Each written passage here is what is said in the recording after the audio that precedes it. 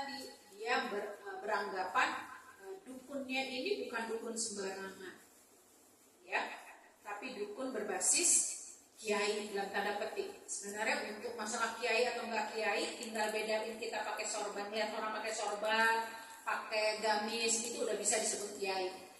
Ya para muslimah di sini aja ganti misalnya nih di ruang tertutup ganti gamis, kemudian pakai jilbab, pakai pasmina, gitu ya, dari panggil ustazah kan?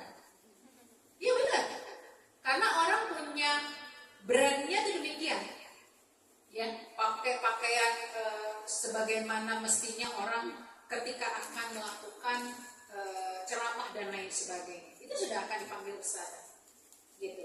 Jadi kita seringkali tertipu dengan penampilan.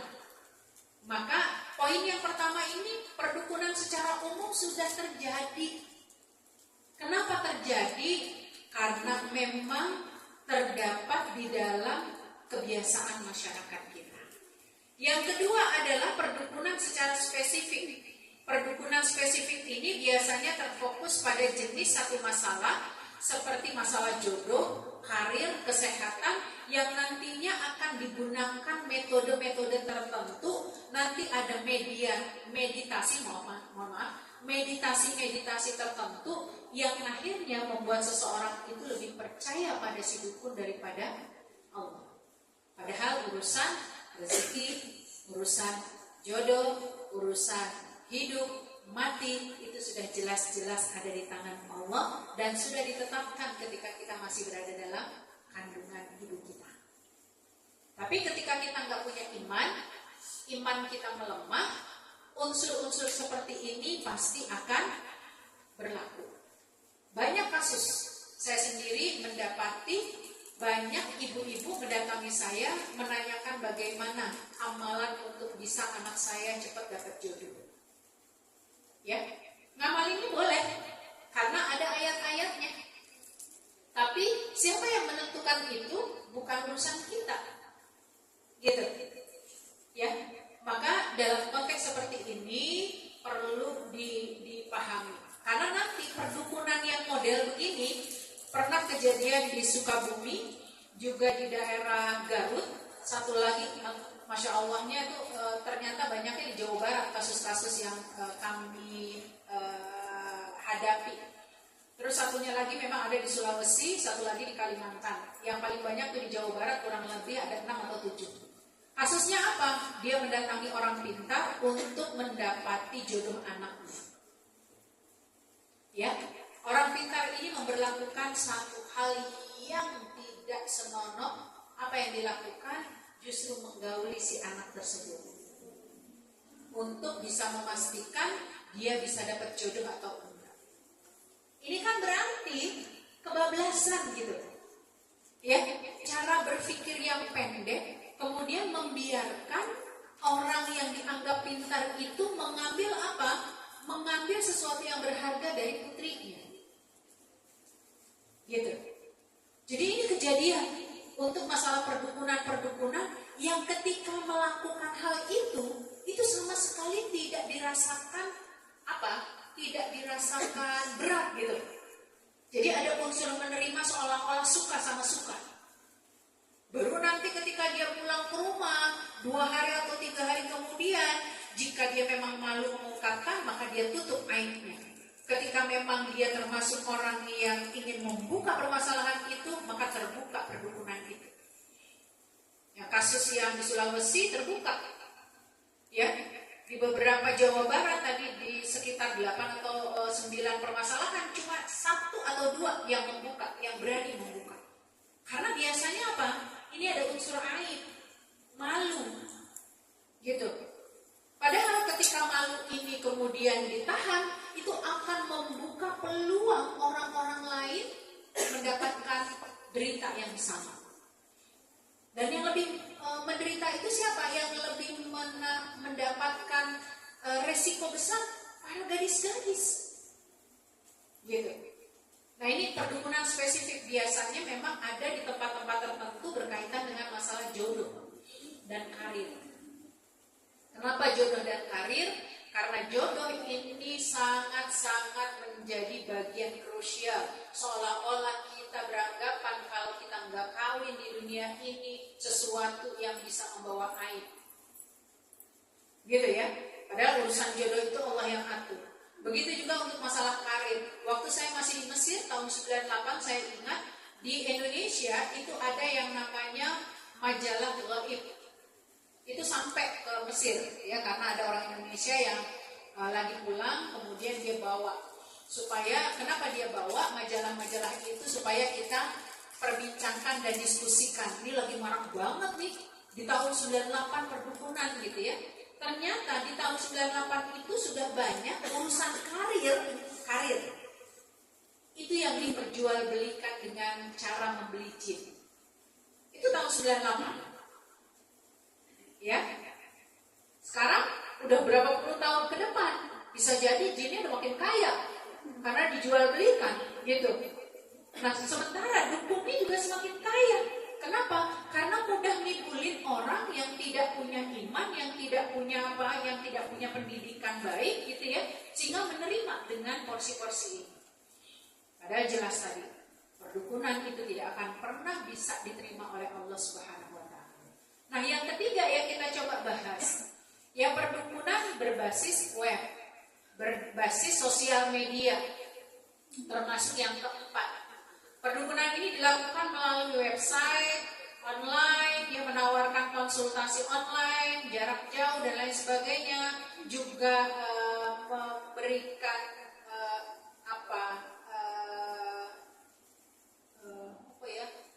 iming-iming gitu ya, menawarkan hal-hal yang cepat dan lain sebagainya. Nah, para muslimah yang dirahmati Allah, sekarang banyak terjadi.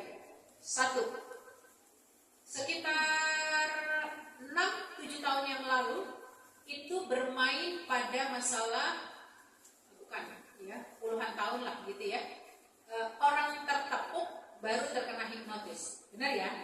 Jadi puluhan tahun yang lalu metodenya begitu. Atau yang kedua, tatapan mata. Ya, kan makanya ada kuya-kuya ya. Permainannya kuya-kuya. Gitu ya. Karena sentuhan. Tapi kemudian berlaku yang lainnya. Apa berlaku yang lainnya? Yang pertama dari urusan makanan. Ibu-ibu, hati-hati.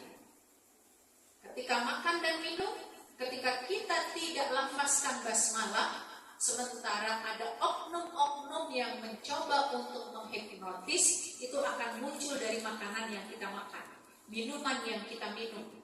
Dia nggak ngasih apapun, dia nggak ngasih sianida, sianida malah mati, gitu ya. Nggak ada tetesan apapun, tapi dia mencoba membawanya. Kalaupun dia nggak membawanya, sebelum dibawa oleh orang lain, dia sudah membacakan sesuatu untuk makanan atau minuman itu. Makanya Masya Allah, luar biasa, tabarakallah, mengapa Islam mengajarkan setiap apapun yang kamu konsumsi, mulakan dengan basmalah. Minimalnya. Karena itu bisa mengurangi efek apa? Efek hipnotis, efek dari perdukunan yang mungkin masuk ke dalam makanan dan minuman yang disuguhkan. Itu makanan dan minuman. Kemudian berkembang lagi dari tepukan, kemudian makanan dan minuman, tepukan tadi, kemudian tatapan, makanan dan minuman.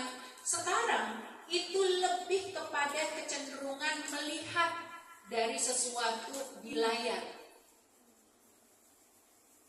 Ya. Sesuatu yang ada di layar. Makanya anak-anak itu selalu komen ke saya. Kenapa? Karena HP saya itu selalu banyak orang nelpon dari nomor yang enggak saya kenal. Ya, kalau kita lagi ngumpul, anak-anak itu pasti apa? Saling, "Mi, coba lihat nomornya." Ini juga nih, anak saya ini. Yang laki juga, "Coba dilihat." Jangan dibuka. Ini penipuan. Mereka anak-anak, saya mah orang kolonial, benar-benar kolonial ya, nggak ngerti. Tapi mereka membantu ketika apa? Kami lagi di rumah. Tapi kalau saya sedang tidak di rumah, saya nomor yang tidak ada terdata di HP saya.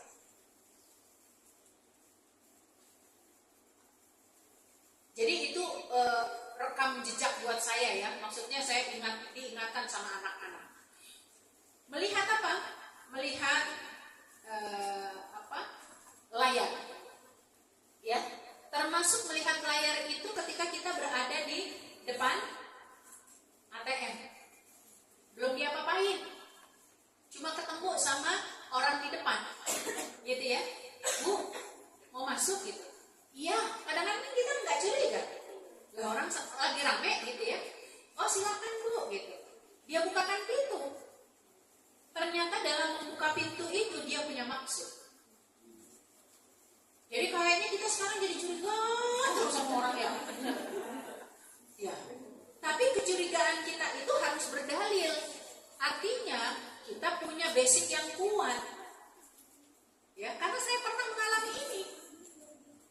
Begitu sudah di ATM, ya, karena memang harus transfer ke satu tempat gitu ya, tiba-tiba ada perubahan transfer, dilalahnya saya juga bareng sama anak.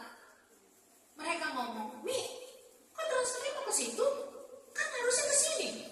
Alhamdulillah. Jadi memang kalau dalam konteks-konteks kayak begini tuh saya harus ada pendamping dalam tanda petik ya. Karena memang apa? Ini sangat memungkinkan buat orang yang tidak bertanggung jawab mengambil hak-hak yang bukan menjadi milik. Itu dari layar. Kemudian berkembang lagi apa Bu? Dering. Jadi dering itu, ya, makanya saya sama suami karena kami tuh selalu dapat nomor-nomor yang gak kenal, kita biarin. Karena dering itu kalau kita dekat dengan dia dan kita punya keinginan membukanya, apalagi sampai mengangkatnya, itu sudah ada niat orang untuk menghipnotis. Ya, apalagi kalau sampai bicara. Jadi kalau bicara tentang online, tentang sosial media, pasti kan kita membuka ya, pasti kita membuka. Nggak mungkin kita tahu tentang sesuatu itu kalau kita nggak buka. Kita mau buka tentang masalah apa gitu ya, itu pasti kita buka HP kita. Begitu terbuka, jika itu sudah ada unsur bagi seseorang, makanya sebaiknya HP itu betul-betul berada dalam posisi kita pegang, tidak berada dalam area yang tidak menyenangkan gitu ya. Artinya kita tinggal sekalipun sama orang, mohon maaf, sekalipun sama orang yang kita percaya gitu ya. Karena kita tidak bisa mempercayai 100% apa orang yang kita percaya, apalagi kalau dia bukan keluarga kita, walaupun dia kita percaya gitu ya. Sekarang ini ada istilah menggunting dalam lipatan gitu ya, bahasa-bahasa seperti ini kan muncul. Kemudian yang banyak sekarang berkembang adalah selain tadi melihat lensa, melihat media ini dan kemudian suara ya, itu juga ada banyak yang didapati dengan apa? Bahasa bisnis ya, bahasa bisnis. Sekarang ini masalah perbisnisan. Baru kemarin hari Rabu atau Kamis ya, hari Kamis kalau tidak salah. Jadi ada anak ibu majelis yang saya bina itu pulang sekolah. Si ibunya rupanya sedang ada kegiatan di kelurahan, agak terlambat pulang sehingga dia sampaikan ke gurunya kalau anaknya diminta untuk pulang sendiri.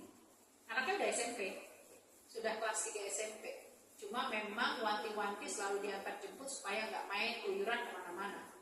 Tapi kalau memang si ibu nggak bisa jemput, akhirnya dia bilang sama anaknya, nak pulang ya, gitu sendiri. Ya, insya Allah nggak nyasar gitu. Ternyata pulangnya berdua sama temannya.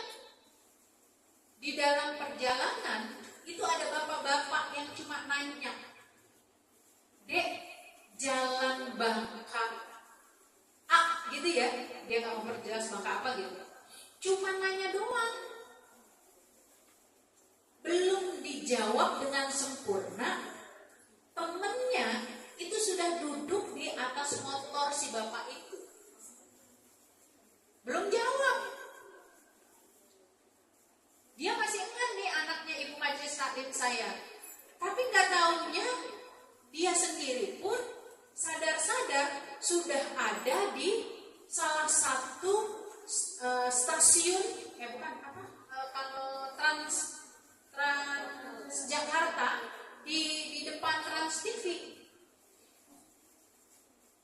Dan itu dia ketahui ketika apa? Ada tetangga si ibu ini yang lihat. Nama anaknya ini kebetulan Bagus. Kok Bagus jauh-jauh banget sih kesini gitu sendirian, celingak-celinguk, masih kayak orang nggak paham gitu. Kemudian panggilnya tuh sampai dibentak ibu. Baru dia enggak. Diajak ngomong, setelah itu juga nggak paham. Akhirnya dibawa pulang. Ibunya nyari-nyari, telepon nggak bisa.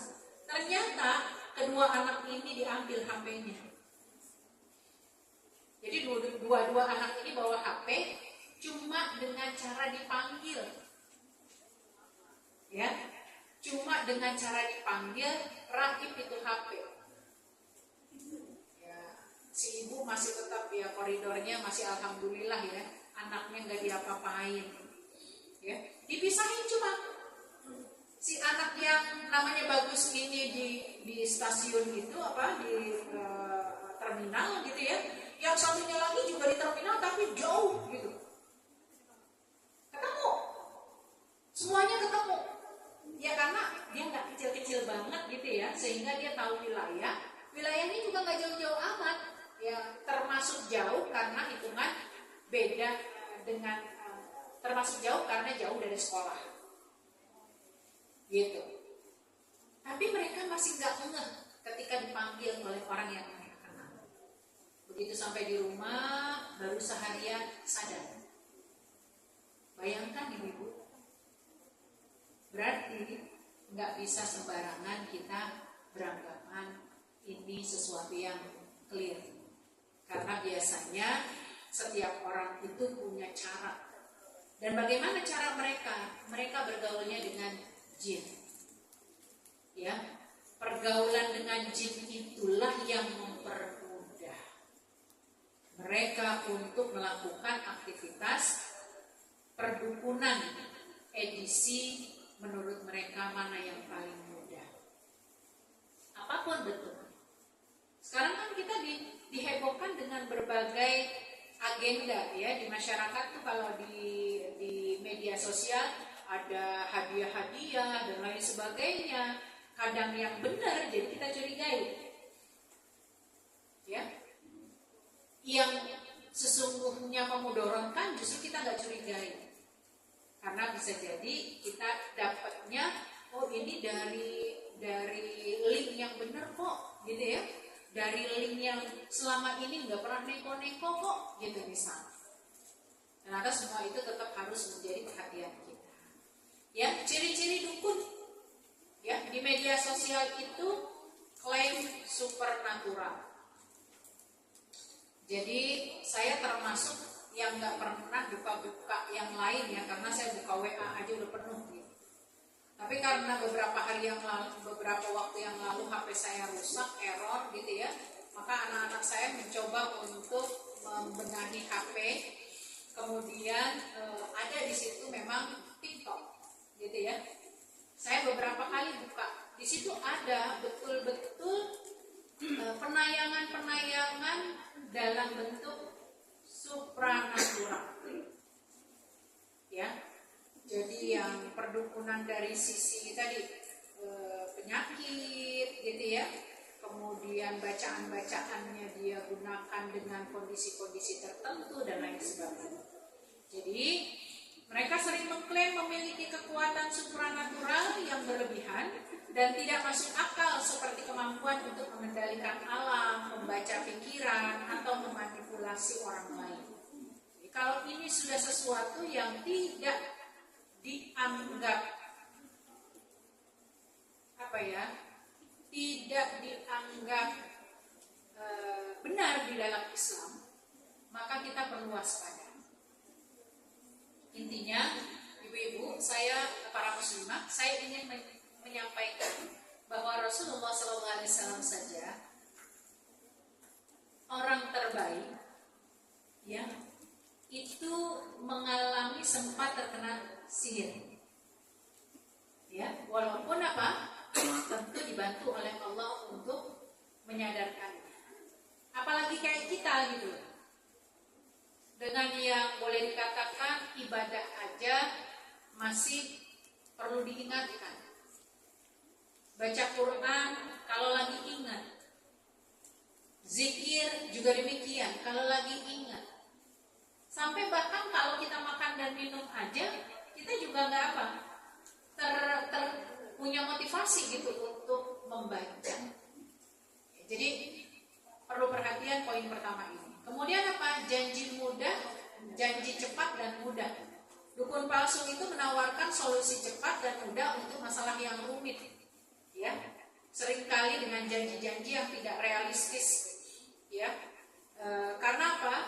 Mereka menjanjikan kekayaan, keberuntungan dan kesuksesan instan. Ini yang beberapa waktu lalu sempat viral. Apa itu? Menggandakan uang. Bahkan mohon maaf, sampai kaum intelektual pun ya tertipu. Padahal mereka adalah orang-orang yang sudah memiliki apa? Memiliki ilmu, memiliki basic, bukan orang yang enggak menuntut ilmu sampai tinggi gitu. Ya, itu sempat beberapa tahun yang lalu viral dicuatkan ya, beberapa tokoh-tokoh nasional kita ya, yang mereka masuk dalam perangkap tentang penggandaan uang gitu. Dilalahnya mereka nggak malu, justru mereka mengatakan ternyata benar. Ya, kebetulan yang menggandakan uang itu diadakannya di Indonesia, tetapi yang melakukannya adalah orang Pakistan. Ya, jadi sempat diberlakukan hukum, ya, karena dianggap terjadinya penipuan-penipuan, tetapi rupanya, ya, kaum intelektual di Indonesia yang terperangkap terhadap perkara itu membenarkan, seolah-olah membela. Gitu. Kemudian yang selanjutnya adalah memanfaatkan ketakutan. Ya, mereka sering memanfaatkan ketakutan dan kerentanan seseorang untuk memanipulasi dan mengambil keuntungan. Makanya ibu-ibu, para muslimah, takut kita itu cukup sama Allah. Takut secara manusiawi boleh, tapi kalau kita menampakkan rasa ketakutan berlebihan, disitulah muncul ya upaya perdukunan bisa berlaku. Ya, makanya kita minta doanya. Allahumma inni a'udzubika min apa? Dalam surat itu, Allahumma inni a'udzubika minal hammi wal hazan wa a'udzubika minal ajzi wal kasal wa a'udzubika minal jubni wal bukhl wa a'udzubika min ghalabatid daini wa qahrir rijal. Kita minta supaya kita enggak punya apa? Rasa takut yang berlebihan yang harusnya itu memang ditujukan kepada Allah. Ya, jadi klaim-klaim seperti ini perlu ya menjadi landasan bagi kita untuk memahami ya, agar apa kita betul-betul menghadirkan ya nilai-nilai keimanan kita ini dengan apa, semakin menambah amal-amal kebaikan kita di sisi Allah. Bertanya saja ke dukun, ini hukumnya, apalagi kalau sampai mempercayai. Apa itu? Barang siapa yang mendatangi tukang ramal dan menanyakan sesuatu kepadanya, ya cuma nanya doang, gitu ya, belum tentu mengiyakan atau enggak, maka sholatnya tidak diterima selama 40 malam berturut-turut. Kalau tadi sampai membenarkannya, itu dikatakan bisa masuk dalam kekufuran. Ini kalau kita belum sampai membenarkannya, cuma nanya doang, coba dong, tolongin lo ramal, ya jodoh gue siapa sih? Gitu. Walaupun bahasanya main awalnya, tapi kalau udah dikasih tahu, biasanya manusia secara keumuman dipikirin, ya tangannya, wah ini nggak jelas nih, ya memang arahnya beda-beda ya, gitu. Ya, nggak bisa menyatu. Emang nggak bisa menyatu. Orang arahnya beda-beda ya nggak nyatu, gitu ya. Dan kita mempercayai hal itu. Yang bisa diketahui dari telapak tangan kita itu hanya kesehatan hidup. Makanya kalau orang Arab dia mau menikahi seorang perempuan, selain melihat wajahnya, kan kalau orang Arab banyak yang pakai cadar ya. Jadi lagi ta'aruf atau melamar itu yang pakai niqab, yang pakai cadar itu diharuskan membuka. Jadi nggak seperti beli barang dalam karung gitu ya, kucing dalam karung. Dia perlu membuka. Kenapa? Satu, menenangkan hati orang yang melamar dia mau lanjut atau enggak. Karena wajah menunjukkan ketenangan. Ya. Dan yang kedua, orang Arab itu melihat telapak tangan si perempuan. Nah, langsung pada buka telapak tangannya. Kenapa? Karena telapak tangan itu bisa memprediksi kemandulan seorang perempuan atau tidaknya. Nah, kita buka-bukaan tahu. Nggak tahu. Orang Arab itu punya ilmunya yang memang wallahualam kalau sekarang ya, orang-orang dulu itu mereka mendapatkan pembelajaran sejak awal. Makanya kalau kita dapati sekarang metode bekam, ya itu pasti yang dilihat mata. Oh ini nih banyak gangguan di jantungnya, karena kelihatan dari pupil mata itu. Selain itu dari mata itu biasanya dilihatnya dari tangan. Saya sering banget kalau tangan ini. Kenapa? Karena anginnya banyak di anggota tubuh. Biasanya sebelum dibekam, Ustazah, ini nanti banyak nih anginnya nih, gitu ya. Dia akan tahu gitu. Karena ada metode pembelajaran tentang kesehatan di telapak tangan dan di telapak kaki. Gitu. Jadi bukan perdukunan itu, gitu ya. Jangan salah kaprah begitu.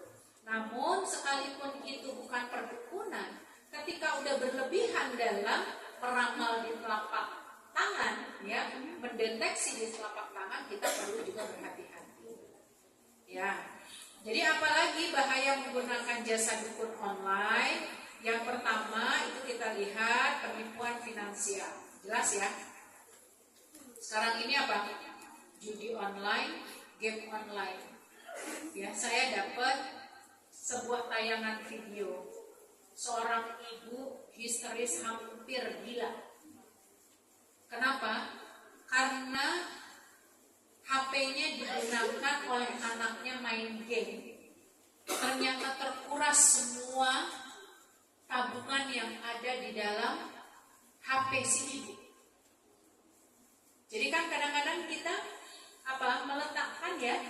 meletakkan banking kita, ya, mobile banking kita ada di HP. Ternyata itu bisa dengan sendirinya tersedot. Berapa ratus juta yang hilang, membuat si ibu ini stres luar biasa. Ya, yang mainin ini anak perempuan usia SD dan SMP anaknya, yang nggak ngerti bahwa itu adalah permainan perjudian yang akhirnya membuat mereka kayaknya tertantang gitu ya. Padahal itu terkuras semua uang ibunya. Gitu. Ya, maka di sini penipuan finansial bukan hanya pada judi online gitu ya, tetapi juga pada pinjaman-pinjaman online, dan pinjaman online ini ternyata bisa juga memukau. Ini kejadian benar-benar pada anak rumah Quran saya. Saya punya rumah Quran. Ya. Salah satu anak di antara santri-santri kami itu diundang untuk mengikuti acara seminar. Hati-hati. Di acara seminar itu dia diajak sama saudaranya. Jadi sebenarnya saudaranya udah tahu, tapi dia kayaknya nggak pengen sendirian terperosok pada masalah itu. Jadi dia ajak ini sepupunya ini yang santri saya. Nah santri saya dia nggak enak kalau sendirian berangkat. Jadi dia bawa temannya lagi, karena kan santri saya ini boarding. Sementara saudaranya kan beda, nggak boarding gitu ya. Jadi saudaranya yang ngajak, dia bilang nah dia mau, tapi dengan catatan dia mau bawa teman, boleh nggak? Boleh gitu, orang seminar kok, gitu, gratis. Jadi berdua dia, ini santri saya, 2 bulan lalu kejadiannya. Di dalam seminar itu ternyata pemaparannya tentang kecantikan. Kecantikan ujung-ujungnya seperti penjualan. Ya, kalau kamu mau bisa dapat gratis, kamu jual dulu A, B, C, D gitu. Jadi kamu dapat keuntungan itu bisa buat diri kamu sendiri. Jadi apa ya? Iya jual beli, hitungannya begitu. Terus kemudian si anak-anak ini ngomong, ya kita cuma dengerin dulu deh gitu. Karena nggak punya uang. Nggak apa-apa. Ini mereka ngomong sendiri. Nggak apa-apa. Yang penting bawa KTP. Kalau bawa KTP, nanti kita kasih kemudahan. Katanya begitu. Ya, ternyata dikasih kemudahan nanti dengan cara mencicil. Jadi dikasih pinjaman untuk beli produk itu kurang lebih hampir 4 juta. Mereka langsung mengatakan enggak deh gitu. Saya tanya dulu sama orang tua, yang satu ngomong begitu, enggak usah, karena ini enggak bakalan menyulitkan gitu. Jadi iming-imingnya luar biasa, sampai si anak ini terdesak gitu. Akhirnya menyetujui, cuma modal KTP. Setelah itu apa yang terjadi? Rongrongan tiap bulan. Rongrongan tiap bulan, baru 2 bulan pertama, dia belum cerita awal itu. Tapi rasanya dia menderita kali ya, hatinya menderita sampai akhirnya cerita kepada musyrifah. Kemudian musyrifah bicara pada saya karena saya pembina. Kemudian saya tanyakan, orang tuamu udah pada tahu belum? Belum. Jadi bayangkan, mereka berhutang 4 juta, belum bisa membayar di bulan yang kedua, tiba-tiba hutangnya sudah di angka kurang lebih 5 juta sekian. Nah ada orang tua yang udah langsung gak mau pusing gitu ya, langsung bayar. Tapi kalau yang satu memang termasuk bagian duafa, dia nyesel banget, tapi saya juga gak bisa banyak membantu untuk langsung membayarkan begitu ya, dengan berbagai kondisi. Dan akhirnya Pak, kita memanggil seluruh santri untuk mewaspadai ini. Jangan cuma senang-senang gitu. Ternyata penipuan finansial ini sampai sedahsyat itu. Gitu ya. Kerugian psikologisnya apa? Mempercayai dukun itu dapat merusak. Merusak apa? Merusak iman kita, merusak pikiran kita, dan secara psikologis kalau sampai ketahuan ya, kalau sampai ketahuan dia melakukan hal itu dan mungkin tidak termaafkan oleh orang-orang di sekitarnya, dia akan apa? Melakukan hal yang di luar daya sehatnya. Gitu. Makanya judi online ini membuat kita traumatik gitu ya, harus membuat kita traumatik. Ini dilarangnya ada mbak saya punya sepupu, ya sepupunya ini punya orang tuanya ini langsung bunuh diri. Kenapa? Bukan dia yang pinjam, tapi anaknya yang pinjam. Ya, anaknya yang pinjam, cuma pinjam 5 juta, tapi di aplikasi yang berbeda. Ya aplikasinya tuh ada berapa gitu, 6 atau 7 gitu dia pakai aplikasi itu.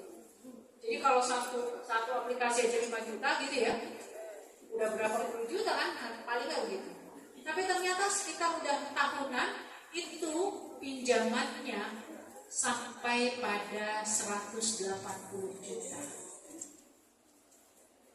Ini yang membuat bapaknya bunuh diri. Jalan yang ditempuh cukup tragis. Si anaknya tantang petenteng aja. Kenapa? Karena yang didatangi, diteror ya, itu adalah orang tuanya. Seperti itu. Jadi secara psikologis juga akan terganggu. Gitu. Ya. Kemudian ya, menyerah kepada kebenaran, mempercayai dukun palsu dapat menghalangi seseorang untuk mencari solusi yang benar. Karena dia menganggap bahwa dukun itu udah benar, nggak perlu cari solusi yang lain. Maka wajar kalau negeri ini sedang tidak baik-baik aja, karena para pembesarnya lebih senang bermain pada perdukunan. Pernah nggak kita melihat sebelum terjadinya 17 Agustusan kemarin di IKN, nggak dipertontonkan. Tapi kalau kita mau ngilas balik, di IKN itu sebelum terjadinya 17 Agustusan ya, para petinggi-petinggi negeri ini dilakukan sebuah ritual. Ya, dilakukan sebuah ritual pawang hujan dari mana-mana. Ya hujan mah datang aja, gitu. Kemudian di pojok-pojok tertentu itu dipasang sesajen-sesajen dan lain sebagainya. Jadi kalau petinggi-petinggi, pemimpin-pemimpin ini sendiri mengajarkan hal seperti itu, wajar akhirnya rakyat pun mudah untuk mengikuti. Padahal mayoritas kita adalah Muslim di Indonesia, gitu ya. Ini jadi catatan buat kita. Nah ini cara mengenali dukun palsu. Ya saya pikir kita bukan orang-orang tidak berpendidikan, maka perlu ya mengenali ini secara baik ya. Terus ini dampak negatif dari perdukunan online ya. Kehilangan percaya diri, akhirnya merusak hubungan, menghilangkan sikap kritis kita, gitu ya. Kenapa? Karena kita lebih percaya dengan orang yang berpikir daripada kita yang berpikir. Ya, kemampuan berpikir kita itu sudah dibenam, gitu, seolah-olah seperti itu. Jadi ini harus menjadi pengingat bagi kita. Ya, langkah yang terpenting adalah langsung aja.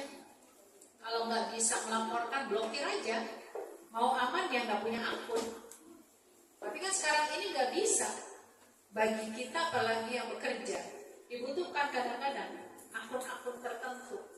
Ya, maka ketika itu tidak bisa kita lakukan, blokir akun, gitu ya. Maka paling tidak kita mencoba untuk mewaspadai nomor-nomor yang kita tidak kenal. Kemudian jangan membuka sembarang konten, begitu ya, karena di sini bisa masuk dalam perkara yang sangat besar di akhirnya.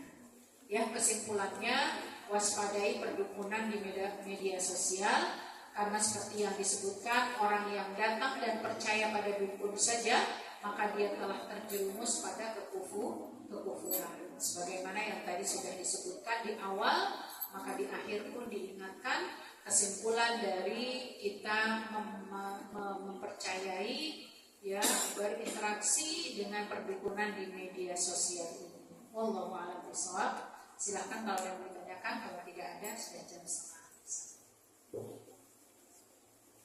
Absennya udah ya?